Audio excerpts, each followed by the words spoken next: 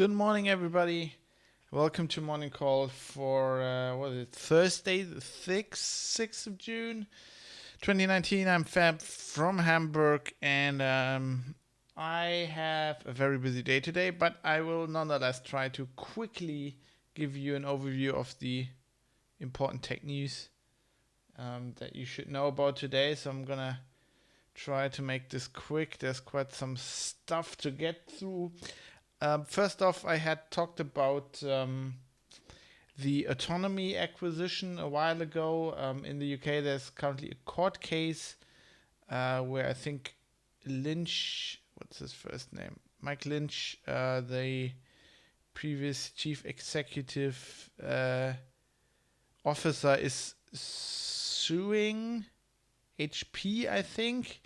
And they now had a hearing with ex-HP CEO Meg Whitman, who basically... So the crux of the case is that HP bought this company, Autonomy, UK company, and that they said they were misled, that the executive team of that company made it look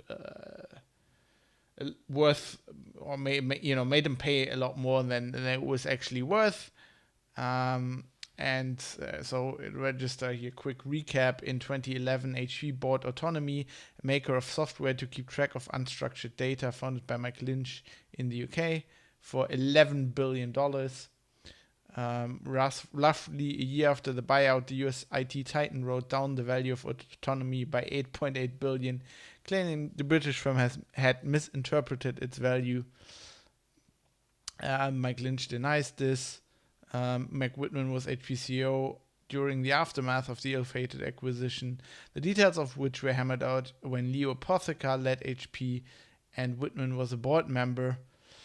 HP is suing. Formed after HP split in two, is now suing Lynch and Autonomy financial chief Sushovan Hussain at the High Court in London, seeking $5 billion in damages regarding the debacle. I wonder where they want to get that $5 billion from. But I guess Lynch is now billionaire, or I don't know, from the assets he has from the sale. I don't know. So the thing is, Whitman was saying she was going to throw Leo Apotheker under the bus, and she did that. So Apotheker was a CEO at SAP, German company, who then went to HP and resigned quickly, I think just over a year later. Because HP lost a lot of value, and it was attributed to management missteps, which is why he resigned. He's obviously Leo Apotheker, as we say in Germany. In German, Leo Apotheker. He is a German, and yeah, just very interesting. I find this mostly interesting because Meg Whitman, also known for some very dubious acquisitions. I mean, Meg Whitman, while she was at eBay, bought Skype, which they later had to admit wasn't worth nearly as much as they paid for it. That was also a $1 billion deal. And Skype, I think the two founders did something like where they basically sold them the company, but didn't sell them the tech, the underlying, I think mostly the peer-to-peer technology, and then they went off founding other companies with that, and eBay was It's looking very stupid. Obviously, Skype later bought by Microsoft. Well, later, I think, so it was sold by eBay and then later snapped up by Microsoft in probably a much better deal. Yeah, so Meg Whitman maybe not the person to judge this, but this is still going on. Another thing that is going on, not in the UK, in Germany this time, is the 5G auction, where the government is auctioning off the spectrum for 5G, communications. It's been going on for ages. And apparently the Bundesnetzagentur, the federal agency that is hosting this auction and is, overseeing the spectrums, is now thinking this isn't going fast enough. They have just increased the minimum bet in the auction they're auctioning off the spectrum in like these blocks to 30 million euros. Currently, before that, most of the bets were like rough. I think the median bet was 2.6 million. So obviously they want to get this over with quick, or they want more money. This is not going down well. There's currently an industry trade show going on, and Angacom, and at that trade show, the Vodafone chef and the chef. Okay, sorry for that. Had German English confusion. Boss, chef, obviously, meaning boss in German. Anyway, I was reading the headline while I was saying this here on Golem. So the Vodafone boss and the Telecom boss both agreeing that this is a problem. The Vodafone boss saying that changing the parameters of an auction during the auction doesn't shows that something is not going as planned, and the telecom head saying that telecom CEO saying that we are now in betting around 469, and they're at 6.21 billion euros, which he says is absolutely disastrous for Germany, basically implying that all these companies will have to recoup what they're spending on this, and that will be bad. Obviously, the government, the state, making a lot of money on this. Head of smaller German ISP and telco, Net Cologne, which I used to work for back in the day. When I was at university, I was doing support for them, and he's saying, they're not part of the auction. They don't have enough money, and he's like saying he would like his own, like they would like to have a local 5G network. Net Cologne traditionally carrying, it's not called Net Cologne because they smell so good. It's because of the Cologne, the city, and they mostly care about the Cologne and the the region, Cologne, Bonn. And he wants like a regional network, and he's like, why don't you enable us to do that? And he was asking like the big guys, how are you planning to recoup this cost? Which I guess basically points to the problem here. Interestingly, both the Bundesnetzagentur or the companies participating in the auction are not allowed to comment on the auction, according to Golem, which apparently does not extend to CEOs mouthing off at trade shows. It seems like. Yeah, a very controversial thing. Should there even be these auctions? Is it good for the country? I mean, the government obviously making a lot of money, but yeah, it's a discussion. Another discussion that's going on in Germany is data collection in cars. Many cars, car manufacturers collect very detailed driving data now. There was a case of in Berlin where there was an illegal car race, and the government, one of the drivers was driving a Tesla, and the government went to Tesla and asked them for the data, and obviously they can get very like max speed, route driven, everything, like road condition basically, from all the sensors in the car. And of course, I mean, this guy was doing something illegal, yes, but it's basically opening up a whole can of worms because, as I was basically talking about yesterday, I don't want to get into that discussion again, even though a lot of people commented how they really liked what I was saying. But I mean, it's the same problem, right? You can see legitimate cases where collecting this data would be good. Getting the state police and investigators getting the hand of that data would be good. It would probably be good for society as a whole because they're prosecuting people who did something wrong. But as a net, for the whole of society, on the other hand, it's probably bad because they're collecting very detailed data on all of us. You can see them using that data for nefarious purposes once they get their hand on it. And, even if the state doesn't get their hand on it, should the manufacturers have all this data? Should they collect all this data? Do they need all this data? Does Tesla need all this data to provide you with a functioning car? I would say if they do, they're doing something wrong. Because, for just about 10, 15 years, I was driving like good old Twingo from Renault that didn't have any radios in it, didn't collect pretty much any data, just some engine data you could read out. And, they were able to provide me with a functioning car. So if they can't do that with modern cars, I would argue they're doing something wrong. And I think just people need to be more aware of all the data these are collecting. And I think it's good that there's a debate, that I'm not a big fan of data protection per se, but I think it's important that we have like these data protection offices at federal, state level and at the federal level, and that they are discussing this, because otherwise it's just the government grabbing more and more data, which, I mean, it's not like I want to hammer that point home. It's not like I want to make this into a political show, but I look at the tech news every day basically, and it just comes up again and again, and I think it's relevant.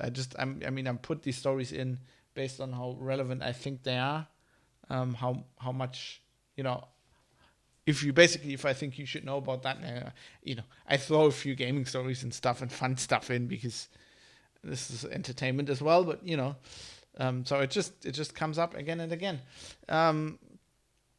We're talking about copyright earlier with the EU copyright reform and the link tax they put in there. Link tax, Leistungsschutzrecht, which is a German invention, which is basically if somebody publishes something on the internet, if a publisher publishes a news story, you're severely restricted to copy, images the header image they use, or even in some cases even the headline. Can't copy the headline, or you can't copy the teaser text, which is just like 2 sentences normally, or even one. And it turns out Switzerland is also reforming their copyright, and they're not putting in a Leistungsschutzrecht, even though it was on the agenda and they discussed it, and obviously there were publishers over there who wanted this in as well, but they discussed it in their lawmaking process, which I have to admit I don't find confusing. I studied politics in university, and we looked at other countries, and we also looked at Switzerland. I always found that system very, very confusing. It's a very unique system. Seems to work for them. A lot of people saying we should have that in Germany as well. I'm not so hot on that. I don't think it works on our size, but it seems to work for Switzerland, and it seems to have had a good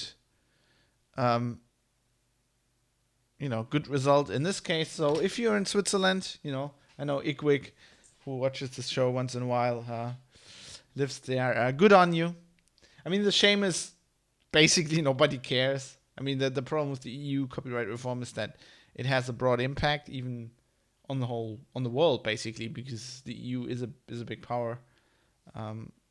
Certainly not as influential on the internet as the US is, but it has influence, and you can see this influence also hitting US companies who have to do business in the EU. With Switzerland, basically nobody cares because they're just so small. I mean, Switzerland is tiny. I just recently looked this up, and Switzerland is It's not even twice the size of the Hamburg metropolitan area. So, yeah.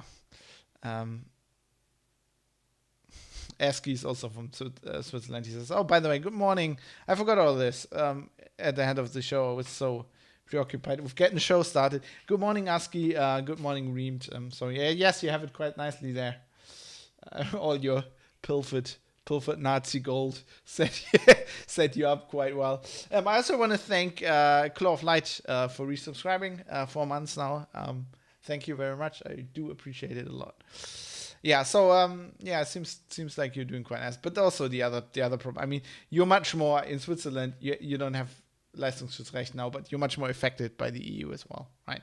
Because I mean, a lot of the population speaks German. I'm guessing they're reading a lot of German news on the internet as well. Stuff put out by German publishing houses, and who will be affected by this. So, but good on you. Good on you for not being as stupid as the EU was. Apple, I talked about the Apple event. I'm not going to go into that in detail again because we had enough of that. But the register is pointing out a very interesting fact that at this event, something people didn't really notice because of all the flashy consumer stuff. But Apple basically making a big push for the enterprise here. Not so much with macOS, which hadn't had any success really in businesses, but with iPhones, lots of employees using iPhones. Employers like it as a bring your own device kind of thing because it's much more locked down than Android, and they can get much better control. And Apple is recognizing that, and is one thing I didn't talk about at the event.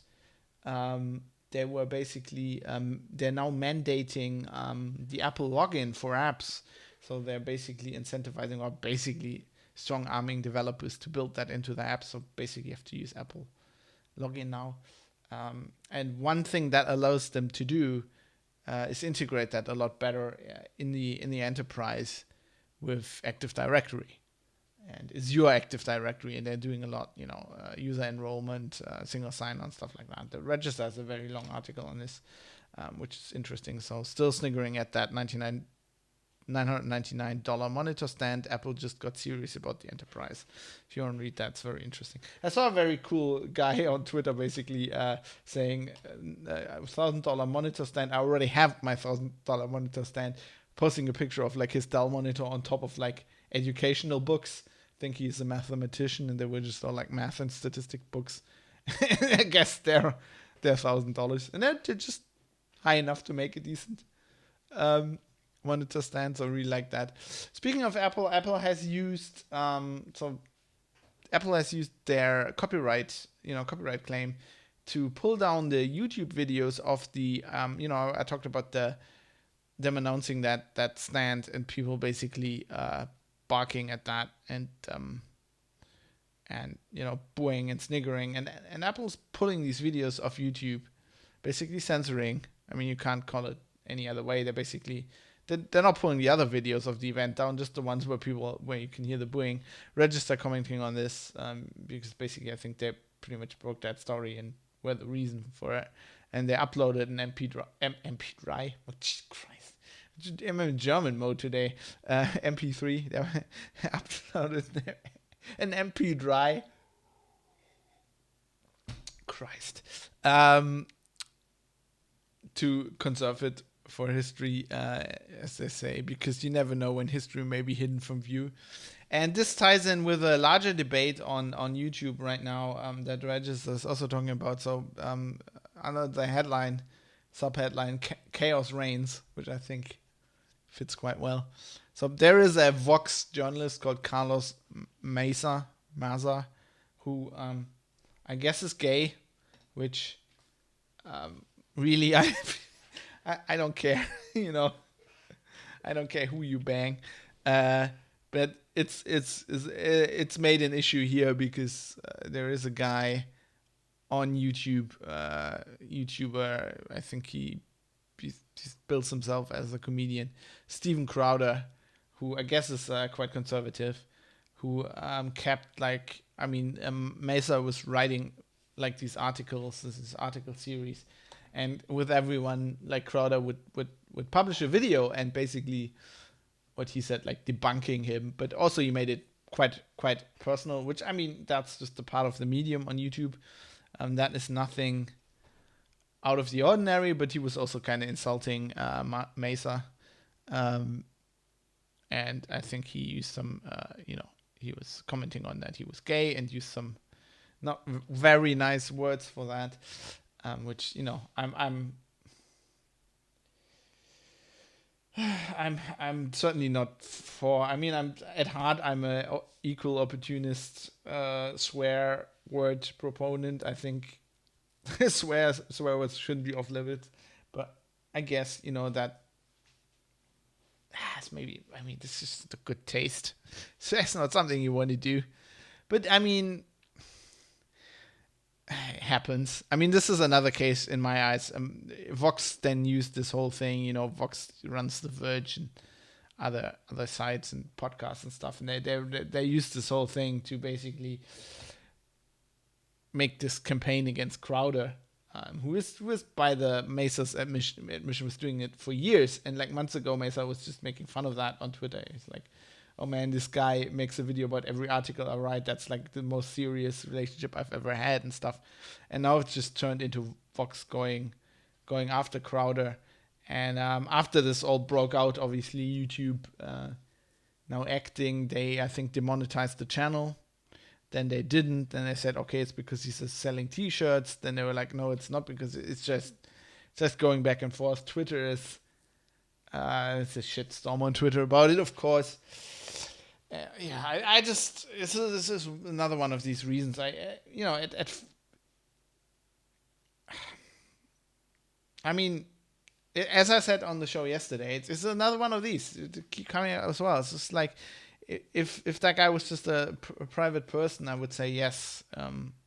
That is certainly maybe a step too far from the YouTuber with the big audience. But the other guy is a Vox journalist. He's putting himself out there. He's writing stories. He probably has as many readers as the Crowder guy has YouTube viewers. I don't know, but like you got to take that. I mean, why you're not over that? I mean,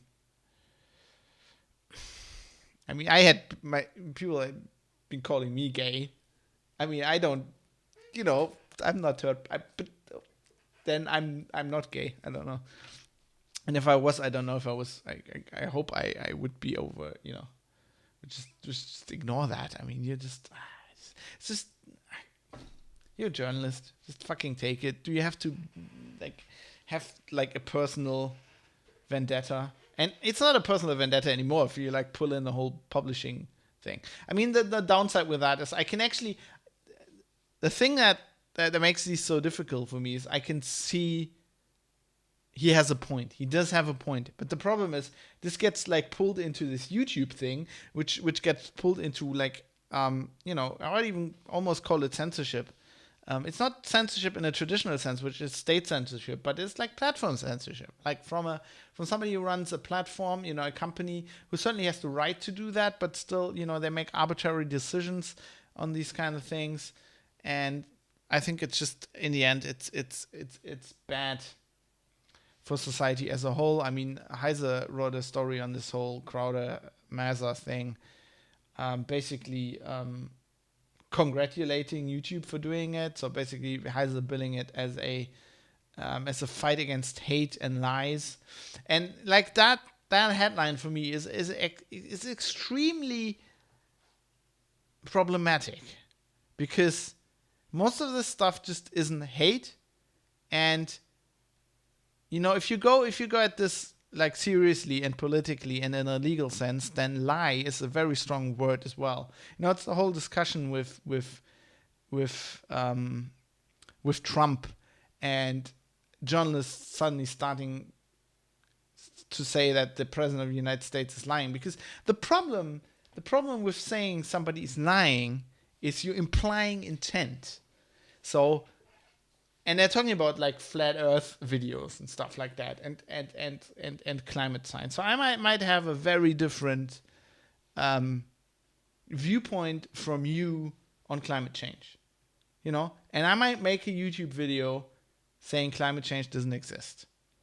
So if you call me a liar, it would mean that I would have to know for sure that climate, man-made global warming exists. I would have to know that for sure, and then tell you it doesn't exist. That would be a lie. Now, I personally don't think you can even figure out if, with our current, there might be a scientific consensus that says, man-made climate change is real, but that doesn't mean it exists just because there's a scientific consensus. When Watson and Crick made that DNA model, the scientific consensus about how genetics worked was completely different, and it took them quite a while to overcome that and basically prove that their model was real. So science is always, it's not black and white, and this stuff is like making these. Let's put it that way, I wouldn't write a headline like this. I also think a lot of that stuff isn't hate. I mean, YouTube is combating Holocaust denial. Yes, I would say that is pretty much, yes, that is hate. But for example, when a YouTuber makes a joke, a comedian, let's say it's an edgy comedian, you not necessarily need to like his humor. If he makes a joke about gay people, like, is that hate? Like, does he really hate gay people? Do you know what the word hate means? Is that hate speech? Certainly not not hate speech in a legal sense. And now the problem is, like, Germany, the YouTube is like in Germany, like, legal frameworks are different in every country. They need to account for that, and YouTube is now arbitrarily deciding this stuff. So they're saying they are combating they are removing content that basically denies well-documented acts of violence. So I guess the Holocaust falls into that, but also like school shootings, and extremism, racism. But also threats to human rights and freedom of speech. So that, I mean, I just don't like. I'm not a person who thinks this is good. I don't think if somebody's denying a very well documented act of violence, it's very easy. I mean, it's well documented by definition. It's very easy to prove them wrong. Like, basically what you're saying is you are forbidding people from saying dumb things. Because they get followers and they have dumb people who believe that.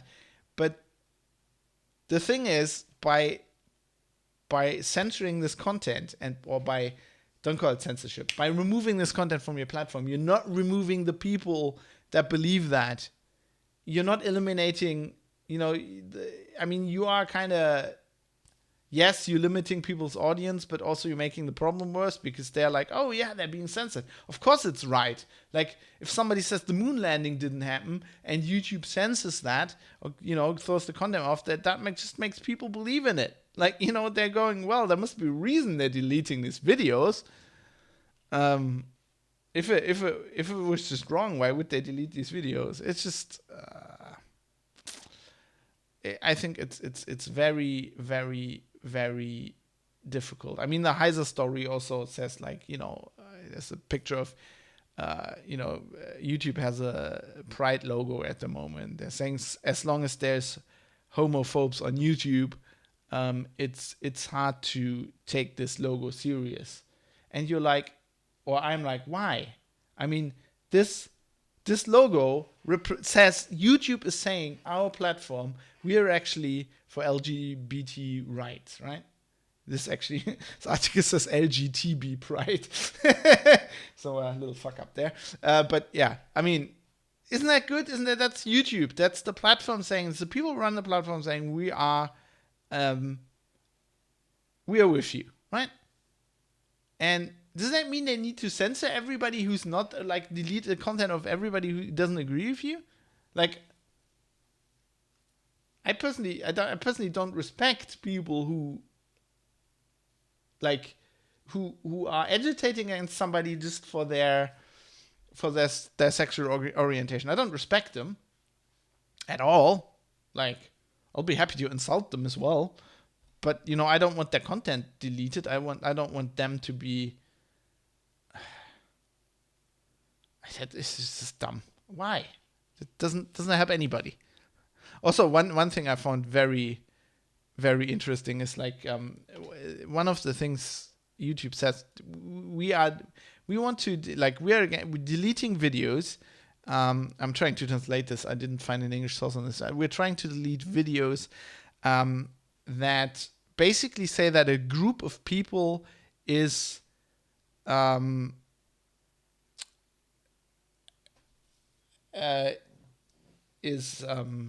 God. Now my German brain's fucked. I was in German mode earlier. So they're basically saying that we're deleting videos that have the thesis that one group of people is superior to another group of people based on sex, age, race, caste, I guess, okay, religion, sexual orientation, or whether we're in the military or not previously. You're like, why? Like, I mean, if my opinion is that people who are in the military are murderers,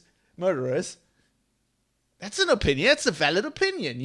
Military people shoot people. That's a valid opinion.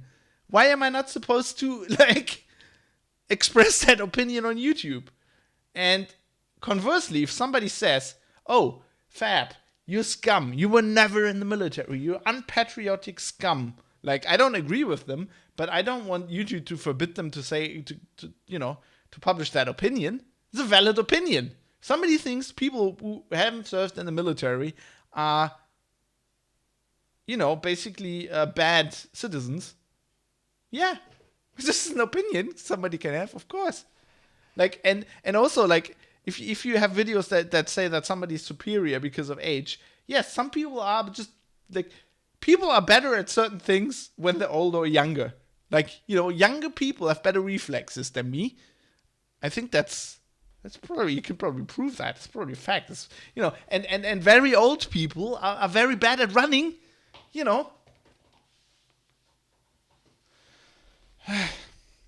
Makes no sense. Anyway, let's move on. It's been going on for way too long. I've got actual work to do today. That's basically the show for today. Anyway, I got one more. When those criminals, the GANCAP criminals, were saying, "Oh yeah, we proved that crime does pay and they can't catch us." Yeah, well, I said I wouldn't be so cocky, and I think I stand by that, because the Register now has a story. Aka, my security researchers, basically they looked into phishing, banking phishing operations, where they basically people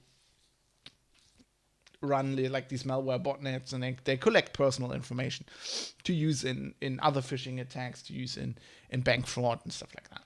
And basically these Akamai people found that they're so bad at securing these systems that like other attackers, other criminals routinely break into their servers and steal the data. Yeah. So, and I've read several. There's been lots of these stories in security researchers who basically followed, like, they detected malware, and then they follow the malware tracked back to the command and control service, and where usually you would just shut down get to the ISP or somehow shut down the command and control server, get it honeypotted or blacklisted or whatever. Not honeypotted, like, just get it null rooted so data doesn't go there, and basically destroy the botnet. The newest trend is just let's have a look at these control servers, and let's see if they actually have security vulnerabilities, and then get in there and collect more information. Which is, of course, if you're security researcher, is a gray area. Like, in German law, that is a crime. Like, even if you're hacking, even if the other guys are criminals, you are in that moment perpetrating a crime. In a German court, you have, I think, I'm not a lawyer, of course, this is not legal advice in case you didn't realize, but I think you have a reasonable choice of getting off, when they're in front of the judge and you're saying, well, I'm a security researcher. These people are currently in jail for bank fraud. I did that to research your service. You would probably get off, but it's still, nominally it's a crime. But, people are still doing this. And I'm just saying, it's not a crime if you're a police officer. If you hack a, in a part of your investigation, if you find command and control service, hack in there. So these ScanCap guys, they better run while they can, because as soon as the police actually gets some, starts paying IT security people proper money, they will get some good people who will be able to do this. And then you're screwed, because you're not better at OPSEC than anybody else, apparently. Often even worse. And that's it for today. Just one more thing. I got a scoop. I was talking about the Magic the Gathering series that they're planning early in the week. And I got a scoop. We know what the plot will look like. So it looks like they are trying to be very true to the source material and to Magic the Gathering as a game, and therefore make the series very realistic, even though it's an anime series about planeswalkers. They want to apparently make it extremely realistically reflect what the Magic the Gathering game is like, and that's why this breaking news headline: Magic the Gathering anime to be 12 episodes of nobody having enough lands to do anything. I found that very funny today. Because that is what... in case you don't play Magic. In Magic, you need lands. You need these land cards, which you can tap, i.e. turn 45 degrees. And that gives you mana. Doesn't have to be 45 degrees, but you turn them. And that gives you mana, and with that you pay your spells. So the things that summons your creatures that you can attack with, the spells that do something to your opponent or to his creatures. And very often, you have to set up your deck in a way that you get enough cards to do stuff with, and also have enough lands, to pay the mana costs. And then often either you have too many lands, which means you have lots of mana but nothing to spend it on, or you just have, which happens a lot, you just have lots of great cards and not enough lands for the mana. So I thought it was great. Anyway, that's it for me today. Now got a lot more work to do, and I'll see you tomorrow for another show. I have decided, so basically I'm taking some time off to go on holiday, which is coming up. So I was planning to do a show for until the middle of next week as well. But I figured out that Monday is a holiday, and I got shit to do on Wednesday, so I can't do the show. So that would leave me with two. I'm doing a show tomorrow on Friday, and then I'm taking off. So if you don't hear from me on this channel for 2 to 3 weeks, don't worry. I'm just on the Entschleunigung. I'm entschleunigen my life, and I'll be out in the wilds in the camper van without internet. So don't worry about that. But as soon as I'll be back, I'll get you tech news again. I endeavor to do the show whenever I can. But once in a while, you gotta get some time off. Otherwise, you go mad. Anyway, so I'll see you tomorrow for one more show, and then you'll see. As soon as you'll see as soon as something pops into your feed reader or your podcatcher, or as soon as YouTube or Twitch notifies you that there's another show, or if you're in the Discord, you know as well. Or you can follow me on Twitter at Fabs Foxtrot Alpha Bravo Sierra Hotel, and you'll be updated. Anyway, that's it.